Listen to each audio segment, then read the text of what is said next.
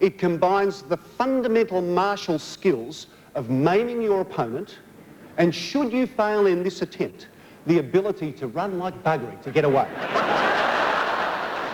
But what have the games turned into? I mean, really, what new panty-clad horror will emerge as the next demonstration sport? Jelly wrestling? The hop, step and hucklebutt? Accessorising? It's only a matter of time before undoing a bra using only one hand becomes a fully fledged, manly Olympic event. And what new way can they find to light the Olympic flame?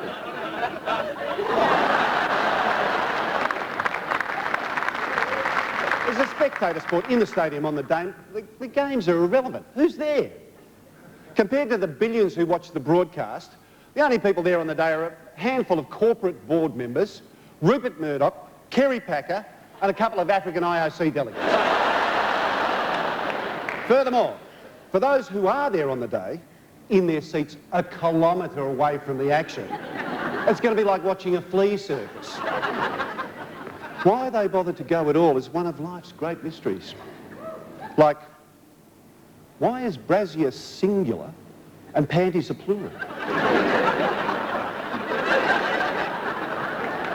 Why isn't phonetics spelt the way it sounds? But guess what? The spectators in the stadium on the day will be watching it on the big screen anyway.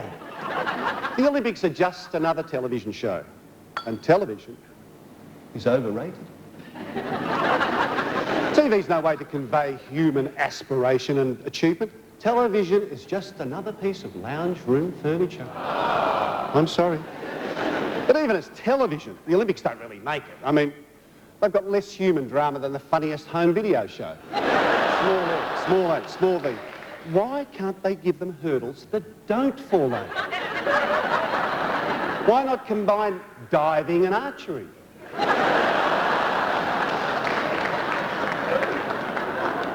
Why must they shoot pigeons made only of clay?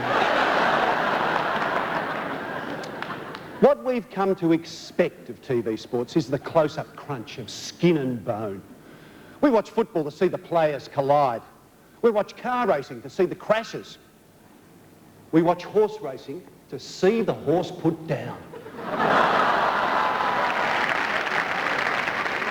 If they're any good, would they be on Channel 9? Thank you, check's in the mail.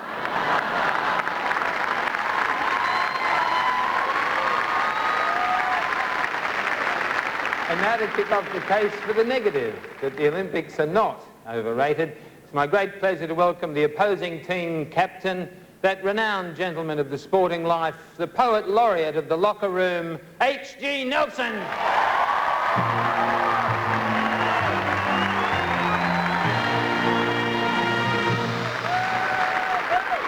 My very good friends, our job in the cauldron of Star City this evening is to convince you in 25 million words or less that the Olympics are not overrated.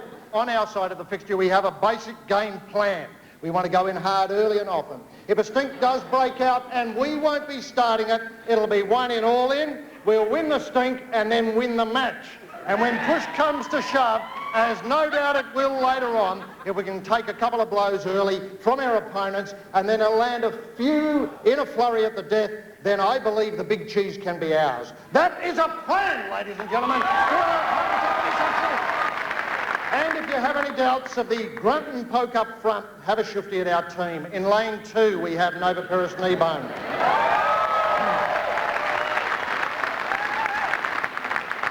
Nova is packing a speck of dynamite in each fist once the stink happens. She has already bagged Olympic gold, and she simply has a sideboard groaning with official Olympic fruit, and is backing up for more in the year 2000. Johanna Griggs slots into our team in lane 3. Johanna, who carries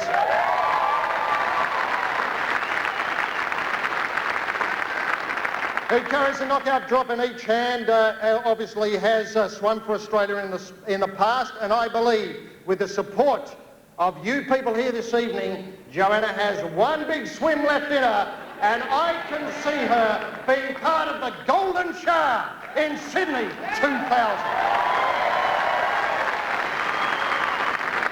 What do our opponents bring to the meet here this evening at the Star City? What hastily cobbled together magic can we expect woven from this team of Symonds, Stott, Despoja and Razer? Have they ever dug deep for the green and gold with 50 metres to go and a couple of drug-fueled Chinese teenagers breathing down their neck? Ladies and gentlemen, I have not come here this evening to score cheap points at the opposition's expense. Their arguments will fall over under the weight of their own stupidity. My friends, the Olympic Games have provided me and all Australians with not only memories but dreams. And how can anything that offers dreams and memories be overrated? Where else in life can you find such memories? And where else can you find such dreams? And what a dream it is. It's a dream of young kiddies from all over the world. Putting in for their nation, of youngsters getting up very, very early on freezing cold mornings, feeling like idiots, looking like geese, making their way down to poorly equipped training facilities for endless hours of absolute mindless torture in the chosen sport. These kiddies, ladies and gentlemen, have given up the youthful years, the night till years, the in-out years, the pants around the ankle years, the on-the-job years. You have to take your hat and your very own pants off to these young Australian kiddies. Why do they do it, ladies and gentlemen? They have dreams because they want to leave us with memories, and what wonderful memories Australian Olympians have left us over the years. You can list them just like Bruce McAvaney, Dawny Fraser, Murray Rose, the Narrabeen Naylor, Michael Wendon, the genius that was Shane Gold, the continual disappointment of Ronnie Clark at Olympic level, Hayley Lewis, the pure power of the perk, the mighty leaps of Gary Honey, Michelle Ford, Jumpin' Jivin', Timmy Forsyth, Stevie Monaghetti, Robert De Costella's thighs, those thighs, ladies and gentlemen, the thighs of oak trees. Jane Fleming, didn't we want Jane to win anything or something at least? Raylene Boyle, Shelley Strickland, the hot Curry lassie, Lisa Curry Kenny, scaring the youngsters with a remodelled superstructure upstairs. Always threatening a comeback. God, I hope she's there in 2000. The Conrad kiddies, no, I haven't got a bloody clue what they did either, but it's all good. The Lithgow Flash, Blair, Gary Newan, Shane Kelly, the kiddie who got to the start line in Atlanta but couldn't go any further. Kathy Rock, the tuna fisherman Dean Lucan, our 5,000 metre skate team who bagged bronze all those years ago when the fourth mob in the final fell over in the Mean Machine. Remember them, ladies and gentlemen, the Mean Machine. Surely people today here in Star City would remember the Mean Machine. Those four bald heads bobbing up and down in a very slow pull in Russia with the old man Norman May going ape in the commentary box. Norman never recovered his effort from getting the boys home. It was gold, gold, gold for Australia, but it broke Norman forever.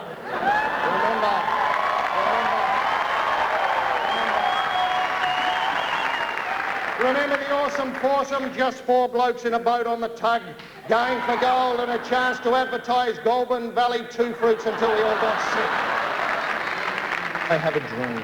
It's a simple dream. I have a golden dream, and it's a dream I know all of you will share with the exception of the three opposite. It's a dream that when the Olympic Games come to Sydney, Australia bags every bloody medal on offer.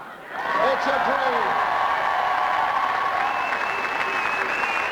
It's a dream of a clean sweep in every competition in the year 2000, a dream of our national anthem being the only bloody tune the world hears for a fortnight. I dream, ladies and gentlemen, that we bag gold even in events we don't have a starter in. Now that is an Olympic dream, ladies and gentlemen. How dare anyone, especially these killjoys opposite, who would not know the sharp end of a javelin from a red-hot poker shoved up the date, go in here tonight and suggest the Olympics are overrated.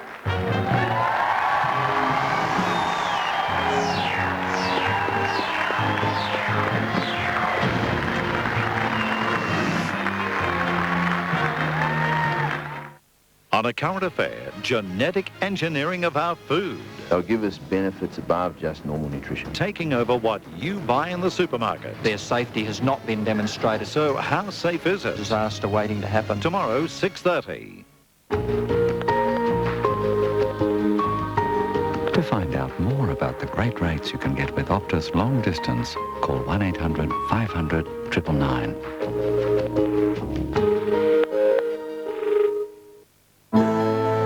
Premium ice cream, a Cadbury flake centre, and rich chocolate flakes.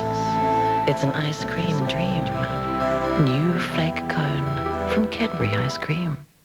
When I was about 18, I walked into a newsagent Bought a $1 scratchy, come out and scratched $1,000, and that's what paid for my first car. So, yeah. What'd you buy?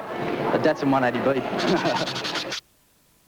My boyfriend's a footballer. He buys a scratchy, I don't know, 5 times a week, I guess. $5 scratchy, sat in the car for about 2 weeks, and he found it beside his seat. He picked it up and scratched it and won $1,000. He's my fiancé now.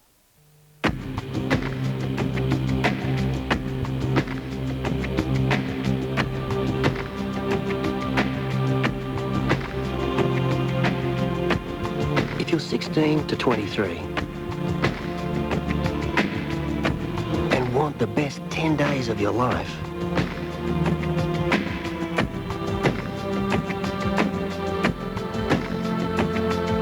your ship has come in.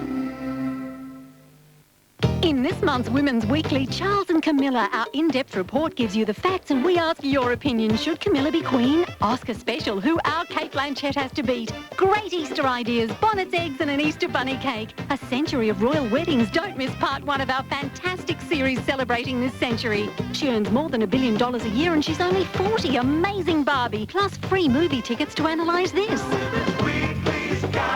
And a bonus healthy eating booklet from Sanitarium.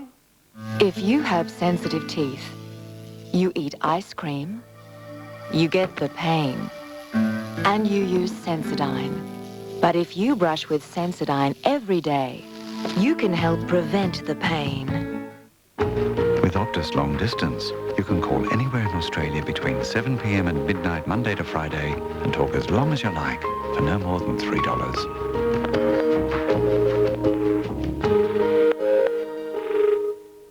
Thursday night, it's a mad, mad world of sports. Stupid stunts and some very heavy hauling. John Lane hosts an hour of the best and worst sporting moments ever caught on tape. Mad, mad world of sports, premiere special, 9:30 Thursday on 9. Now, continuing the case for the affirmative, I present an Adelaide girl who is so unbelievably smart and lovely that her appearance in the Parliament often causes several senators to wake up at the same time. Please welcome Natasha Stott Despoja.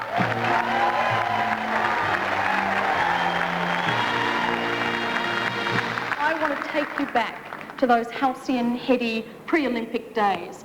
You know, when you could bungee jump nude off Sydney Harbour Bridge, ride your BMX bike with a giant inflatable kangaroo on your back.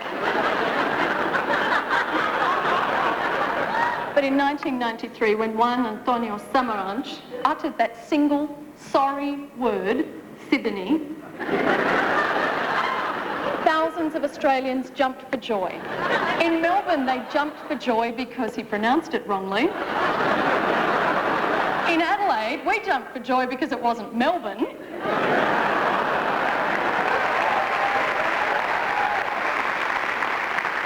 But most people were innocently, blissfully snoozing in their beds. From the moment of the big O announcement, Australia's population divided into 2 camps. 1, a demented, drunken mob screaming at a giant TV screen at 4 in the morning.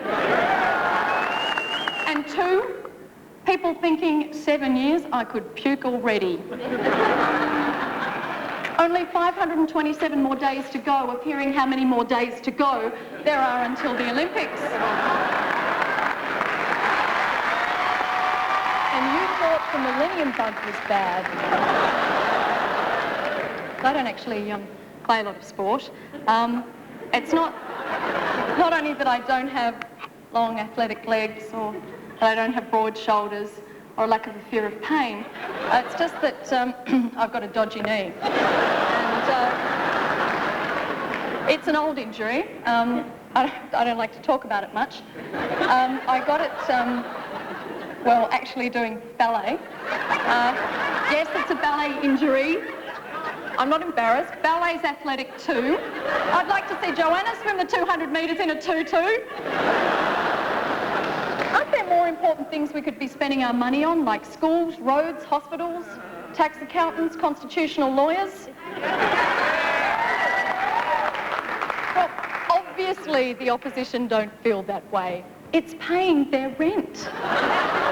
HG makes his living, his croaking, crooning tune playing across the airways, living on the backs of young sports people.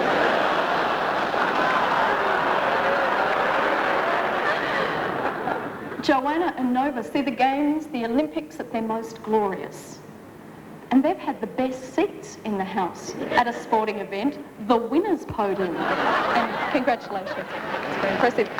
Of course they don't see the Olympics as overrated. They're in the in-crowd in the Olympics.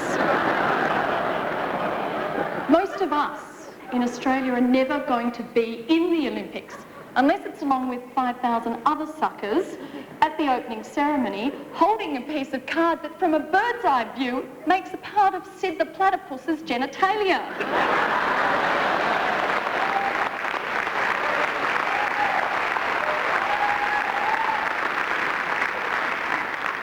I'm here to speak for those people who won't be in them, won't have a ticket, and often don't particularly care. And lots of Australians don't care about sport. There are some people who believe it should be illegal to have sport on all channels at once.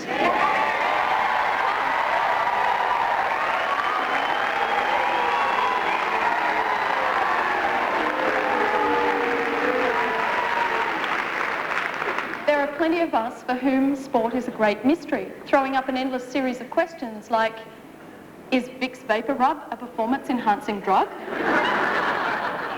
Why do swimmers wear those condoms on their heads? And why is there no men's synchronised swimming?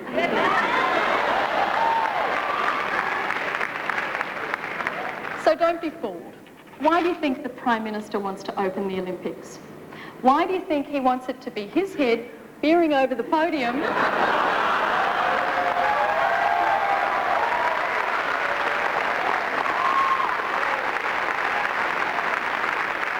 instead of the Queen, who would at least add a little sparkle in that she'd be wearing jewellery? Or Sydney? Does a city of 6 million people really need 1 million people dropping in to sleep on the couch for a fortnight? Well, on the way here tonight, my taxi driver said to me, the traffic's bad today. Wake up, Sydney, it's not going to get any better. And haven't you noticed? The Olympics goes hand in hand with bombs. Remember in Atlanta that fat loser that lived with his mother that the FBI tried to stitch up as the Olympic bomber? But I can see it now, Sydney having its own Olympic prankster. Someone moving the finishing line on the marathon. Pissing in the long jump pit. Giardia in the diving pool, you get the sort of thing. Well, ladies and gentlemen, remember that drunken, demented mob screaming at 4 in the morning 6 years ago? That's just a taste of what you're going to get in September 2000. You ain't seen nothing yet, and thanks to ticket prices, you probably never will. Ladies and gentlemen, it's too late to say no. Just lie back, enjoy it, but let's not fake it. The big O, it's overrated. Thank you.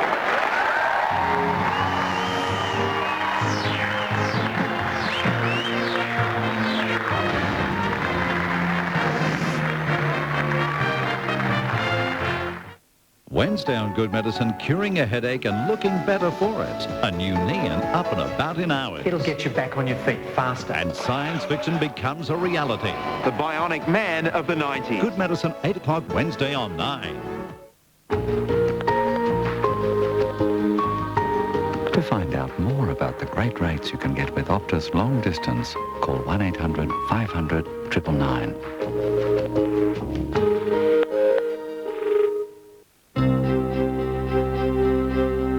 It's unlikely we're going to get the same benefit from, if you like, the same tailwind to the markets that we had in the last 10 years. So I'd suggest that the next 10 years, looking forward to the next millennium, picking the right companies, picking the right asset classes is going to be much more important in delivering that long-term gain that you need from your super. And that's why I'd certainly believe that sort of active, diversified fund management is really the key to the future of superannuation.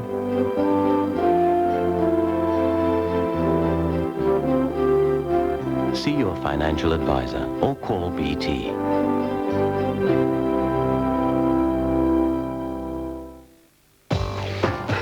See that sexy Stott muffin over there? That's Scotty. Scotty's a smooth operator. He doesn't realise it yet, but he's about to bite off more than he can chew. Hey, babe. I'm Scotty. G'day. I'm Monique. Ooh, Scotty. This one's for you. New 2-in-1 Maxi Bond for those who like to bite off more than they can chew. For a limited time only, you can own a new Jeep Grand Cherokee for only $157 a week, including guaranteed buyback. With Optus Long Distance, you can call anywhere in Australia between 7 p.m. and midnight Monday to Friday and talk as long as you like for no more than $3.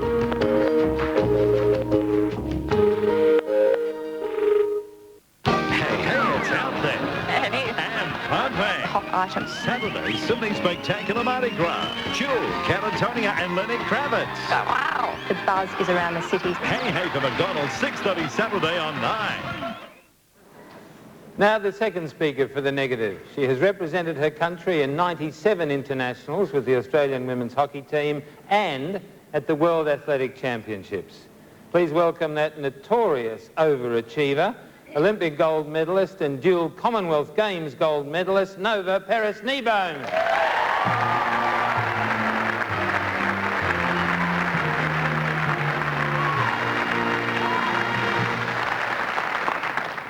Ladies and gentlemen, I stand before you representing the negative side of this debate for very selfish reasons. I've won a gold medal. None of yous have. I was amazed to hear, Natasha, that you said you weren't interested in sport. Here we were last year, the AFL Grand Final. Go the Crows. She had the Crows. She had the Crows scarf draped around her neck. There she was screaming and rooting for the Crows, mesmerised by the tightness of the footy shorts around a couple of Adelaide Crows players.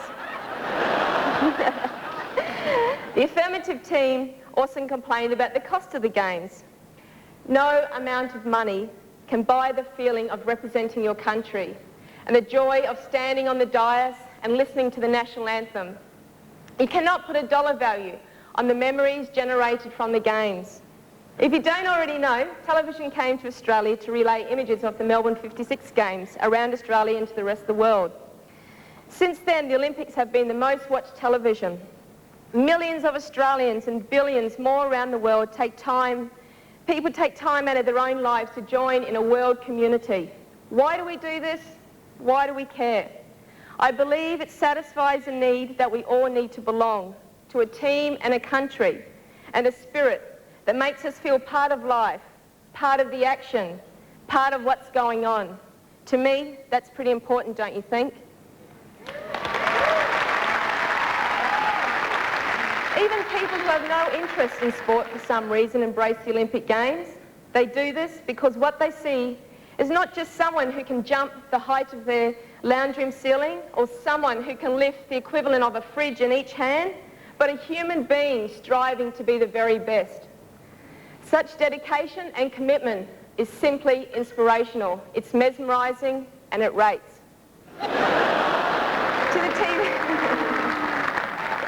To the TV sports lover, it's a smorgasbord of fit and toned, sweating bodies engaging in a multitude of activities. It's entertainment, and it gets the heart moving, at times travelling to your throat as you watch Kieran Perkins win the 1500 in Atlanta. At other times, it sinks you to your boots as you see Gillian Rolton fall from peppermint and break her collarbone, only to remount and then go on to win gold for Australia. Think back to 1992, when after the women's 10,000 metre final, the winner, a Kenyan, hugged the second place getter, a white South African. It was the first time that South Africa had been let back into the Games, and the whole world shared the joy of reconciliation between these two athletes. The spirit of competition helped the process of reconciliation, and that, my friends, is definitely not overrated.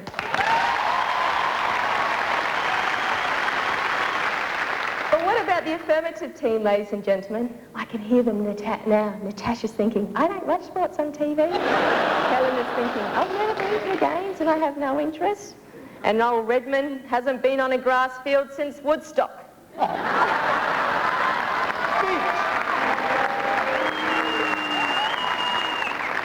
Yes, Red, I remember learning it at school in history. I was like a god to these people. Australia has a fine and proud heritage of sportsmanship, both in attitude and achievement. For a country its size, it produces an amazing number of champions in a huge variety of sports. Arguably, it is the reputation of our sports people that has helped shape the culture and spirit that Australia shows the rest of the world. The Mark Taylors, Yvonne Gula-Goncorleys, Susie O'Neills, Dawn Frasers, Shirley Strickland, Glenys Nunn, Mick Doohans and Greg Normans, and countless others before them and since have all put our country's name on the map.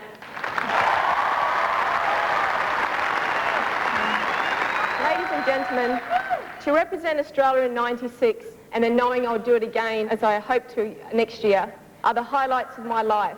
When those doves fly out of the stadium and the torch has been lit, even this trio of misery guts will have to agree that the winner is Sydney and all of Australia.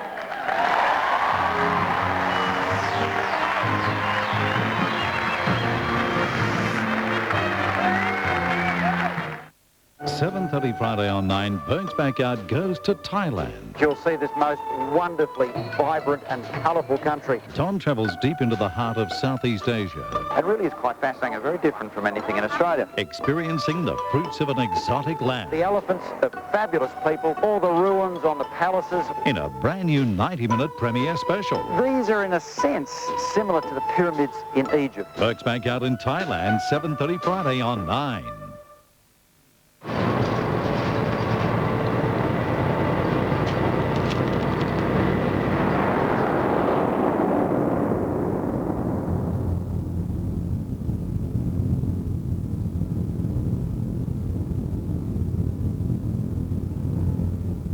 Mum?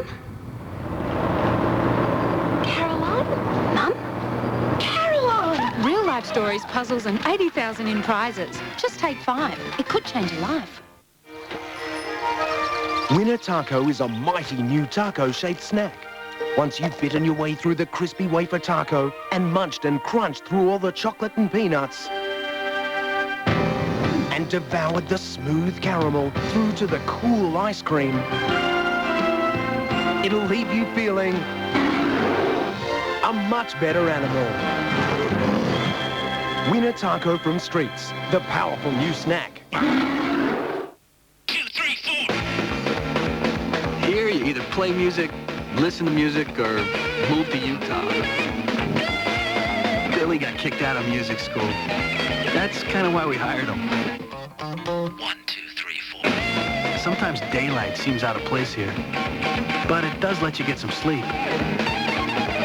There's no better place to be exactly who you are. Drop by sometime. Jack lives here. G'day, Brocky here. With advanced V6 technology, Holden Commodore uses less fuel than Falcon. Another reason why Commodore is Australia's most popular car.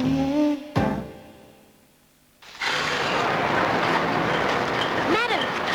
Excuse me, madam. I think you forgot your docket. Oh, thanks. Win a $1,000 supermarket spree. Just take 5. It could change your life. Concluding the case for the affirmative is the writer, broadcaster and fearless social commentator who in one recent newspaper column firmly denied that she had slept her way to the middle. Helen Razer.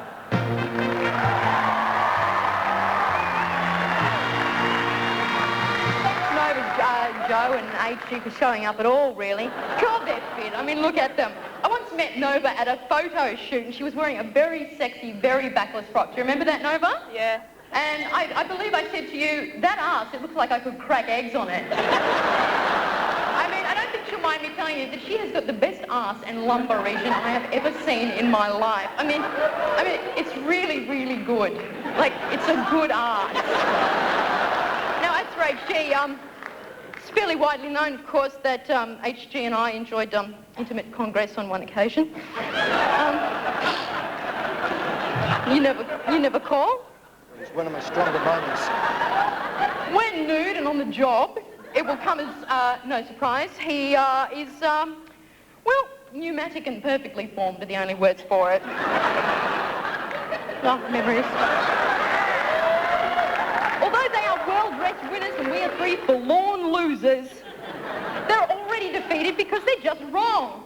I mean, look at the positive pace. We're pathetic. Look at us. But we're going to win. I mean, look, regard, if you will, our delimited artillery. Red, a wheezing cynic who turned his ill-kempt back on rock and roll some years ago in pursuit of professional nastiness.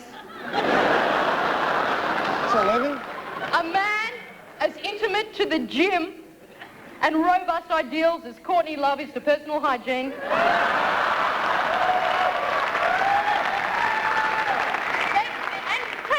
Take a gander at poor little Nat.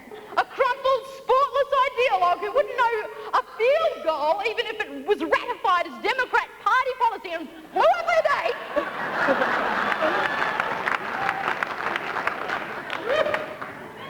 And me, a wannabe public intellectual ex-punk rock chick who's more interested in reading about the postmodern condition and having furtive cyber sex with somebody in Sweden. We three crinkly, non-sporting, subaltern, inept individuals, even in our utter pathos and lack of firm bodily parts, do not even have to engage to win. The outcome is evident. The Olympics are overrated. Sport's okay, I suppose. I really don't know. I don't like watching it. And somehow for 6 years during high school, I always had my period and...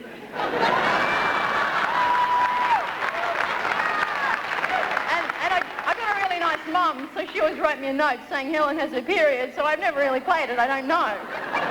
But what I did like at school was books and ideas. And me and the other kids who wanted to read Nietzsche and listen to punk rock and play with a Holden-sized modem in the computer lab, remember it was the 80s at lunchtime, we used to get the crap beaten out of us for playing sport. Then this chick called Vicky, you know who you are.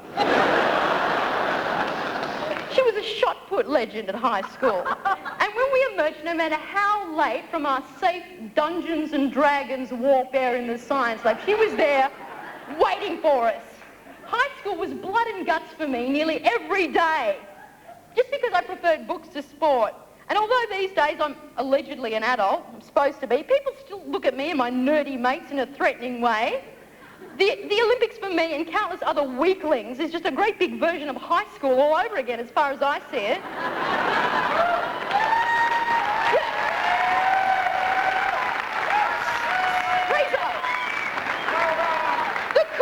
Who drank rocket fuel and snogged the football players in a Datsun 120Y and hung out on the cricket pitch at recess are the ones, again, who will receive all the accolades in 2000. We, the losers, the geeks, the netheads, the bookworms, the Nats, the Reds, the Helens, the disenfranchised constituency are just going to hide into the toilets until it's all over. Are going to be eating saturated fat in 2000 with the other dogs. And praying that you and your kind don't notice us reading books and trip us up in the corridors between maths classes. Thank you.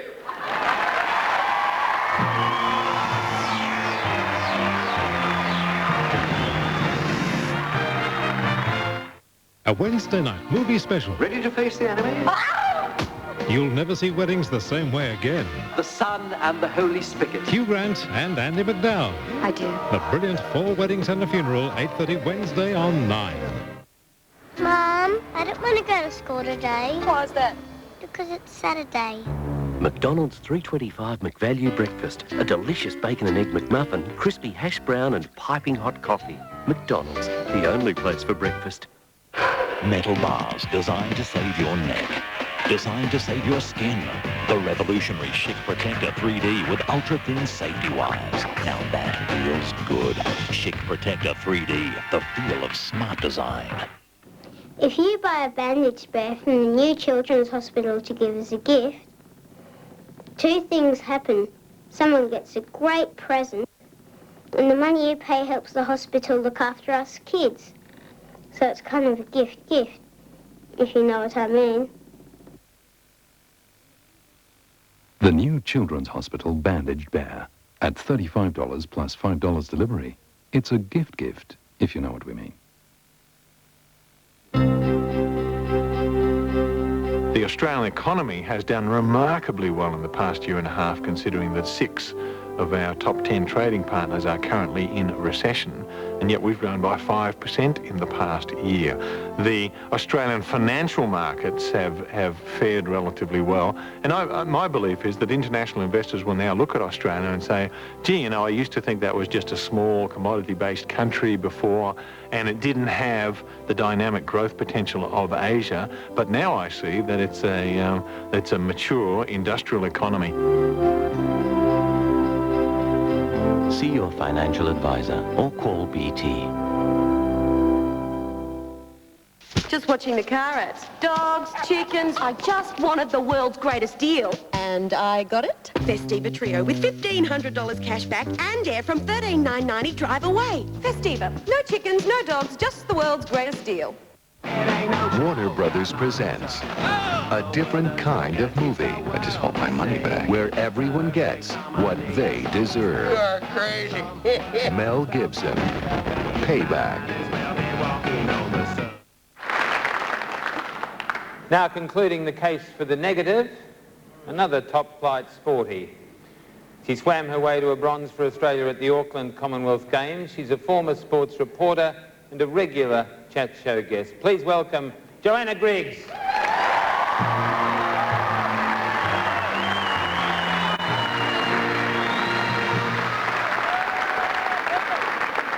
time now for a few facts. Yes, it scares you, that word, doesn't it? Let me repeat it. Facts. There's going to be over 10,000 athletes, 15,000 media. There's going to be over 5,000 officials, 40,000 volunteers. There's actually 82 Mondays to go from next week, Red. And also, for your information, for the Sydney Games alone, who's going to go there? They're selling 6 million tickets for the Sydney Games, so a further 6 million people will be seeing it, Red. And the worldwide television audience, 4 billion people.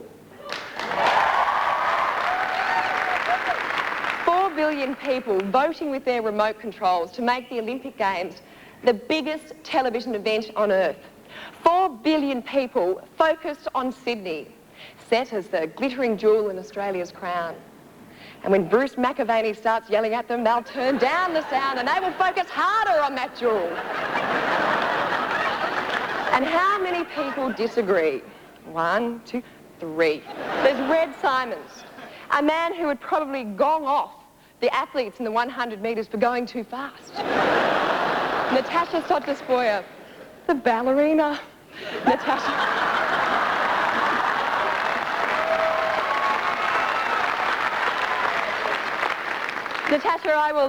I will happily swim in a tutu the day that I see you deliver a speech in the Senate wearing nothing but a skin-tight black rubber one-piece suit. I pity the fact that they have a complete lack of understanding, because to me the Olympics are about great stories. It's about Kieran Perkins winning in Atlanta in the 1500. It's about the Jamaican bobsled team who had to train in a car park. It's about Eddie the Eagle, the English ski jumper.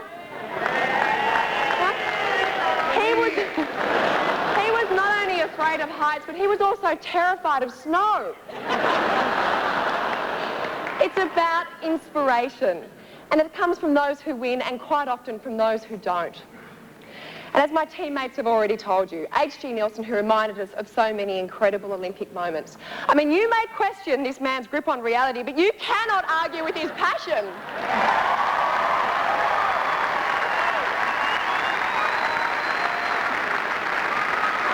And Nova Peris, who gave us such a wonderful insight into what it must be like to win gold for Australia. I mean, let's face it, this is the closest that most of us are ever going to get to understanding that sensation. If the Affirmative going to tell our children not to chase a dream, I can still remember distinctly the day that we were all herded into the school hall to watch John Symonds swim the 200-metre butterfly race. Now, we didn't know who John Symonds was, We didn't know how awesome his victory was to come from behind to snatch the gold medal. All we knew was that John Symonds had won and that he was now our ultimate sporting hero. And that afternoon I went home and my two sisters and I, we filled a wheelbarrow full of yellow flowers and green leaves and we showered passing traffic with it, with what we called our Aussie flowers. Now I admit, that is world champion Dad. Nobody minded because everyone was excited. Everyone was now claiming John Symonds, the swimmer, to be their John Symonds, the Olympic champion. And again, when Kieran Perkins won, when he won the 1500 metres, he did the impossible. He came from behind. He beat all the knockers to win in Atlanta. I was jumping up and down in my lounge room like a bloody mad woman. I was so excited. I was cheering. I was yelling. I was screaming. And then when he won, I burst into tears of joy for him. I was so proud of him. When he climbed out of that pool, proud of him.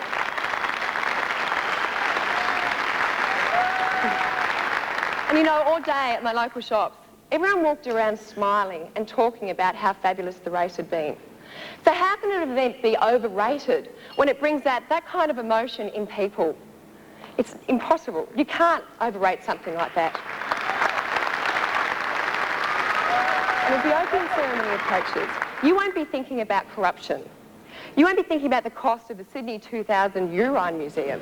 And you won't be thinking about the Chinese female swim team with testicles as big as house bricks. You'll be thinking about amazing athletes. Athletes like Nova Peris Kneebone, Matt Shervington, Ian Thorpe, our athletes. And I'll see you at the Sydney Games. And I hope you're there cheering for your favourite sport at those games and the next games and the next games and as far into the future as this ultimate sporting event exists. And who knows, maybe by then, this sad, cynical trio might finally understand. Thank you.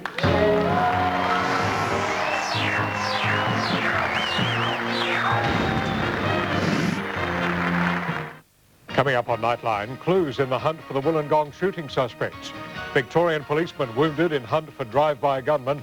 Clint Helen puts his transplanted hand at risk. And Dick Johnson heads for the final pit stop. Join us next.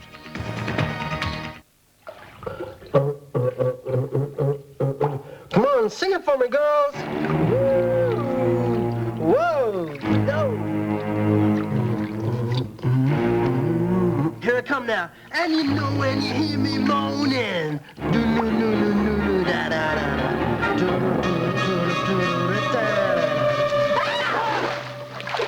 The only thing as good as your cherry ripe is someone else's. Come on, get back in here. All Volvo V40 wagons and S40 sedans are superbly equipped. And for a limited time, you can have the added luxury of leather upholstery, alloy wheels, in-dash CD player, electronic climate control, cruise control, leather-covered steering wheel, and woodline dash. All for only an extra $1,000. Offer ends 31st of March, so visit your Volvo dealer now.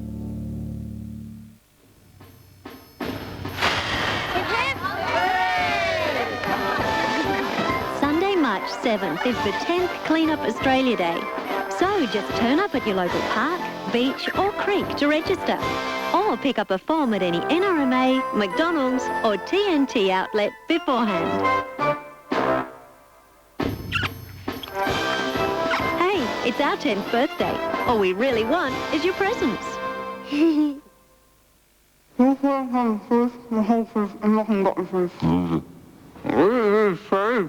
I do know.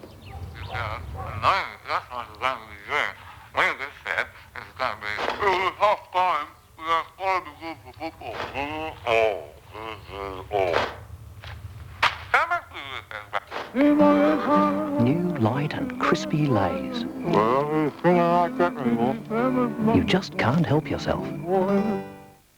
Johnson's pH 5.5 facial wash has the same pH as healthy skin. So unlike soaps which can irritate, your face will feel clean and soft. Johnson's pH 5.5. Soft, healthy skin is pH 5.5. Well, now it's time to give the team captains one last desperate chance to persuade you. First, there's H.G. Nelson, team captain for the negative, and then Red Symonds, team captain for the affirmative. Each will have a minute and a half by my stopwatch, and I'll ring a warning bell at the 60-second mark. HG, you have the floor.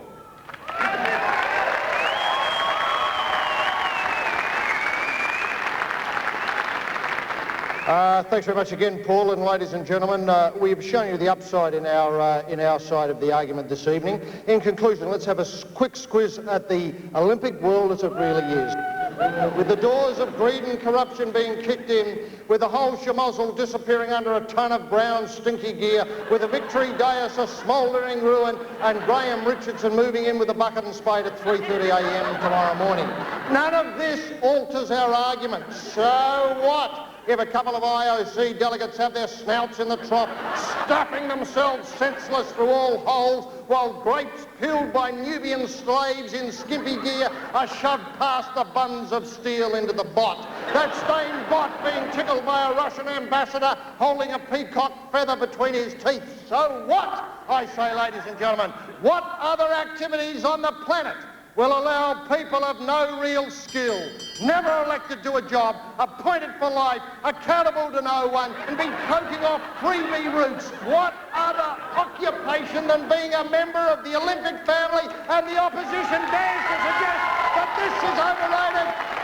I don't care how bad it gets. I don't care if Juan Antonio Samaranch tests positive for every drug known to man. I don't care if one likes it with a plastic bag over his head and orange in a mouth and a couple of gummy sharks tugging at the big. Incidentally, wasn't it lucky that he ran into a few Australians bent before him one day, just calling him his legs on sea with the trousers round their ankles? None of it really matters, because no matter how stupid it gets, it doesn't alter our conclusion here tonight. In fact, it all adds up to the simple gold medal winning proposition. It's an argument that has not been dented by our opponents. It's an argument that wins coming and going, so to speak. It's an argument that is pulling the big smart money here tonight at Star City. It's the bleeding obvious proposition that the Olympics are not overrated.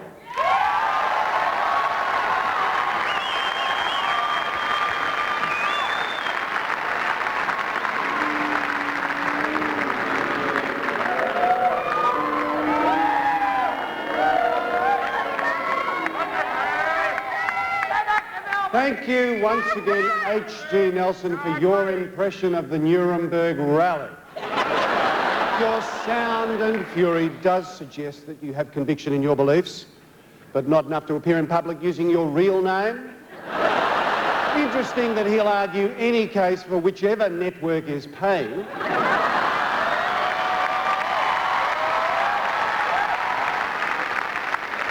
His views are ready to air. He's a sort of prat-a-porter. Now, Johanna, I do dispute that winning gold is a special experience. I myself have played at Sunbury. Nova Peris Nevone, thank you for your thoughts. Lovely. Let's be honest, she's here because her agent says she should raise her profile so she can get on a cornflakes packet.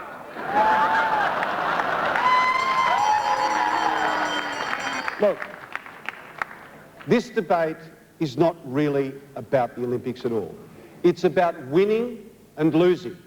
It's about us winning and them losing. I think you know what to do.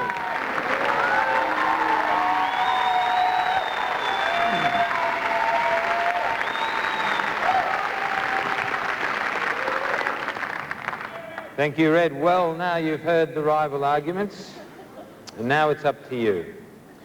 If the affirmative has convinced you that the Olympics are overrated, please applaud with gusto on the count of 3. 1, 2, 3.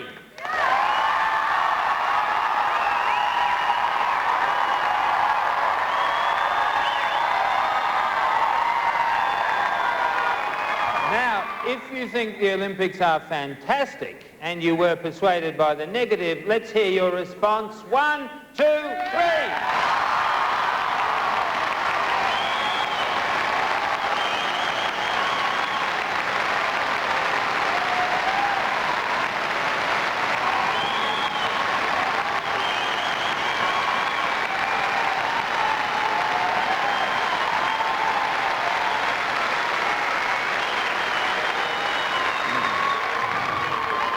Well, there's not much doubt about that. I declare this team the winners.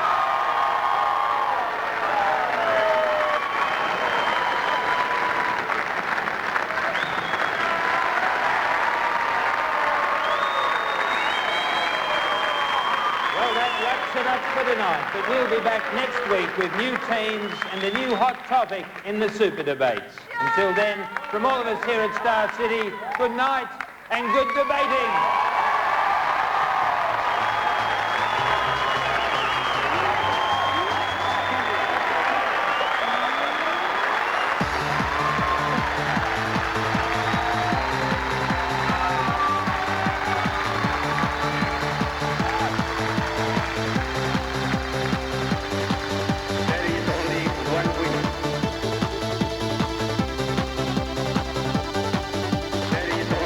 One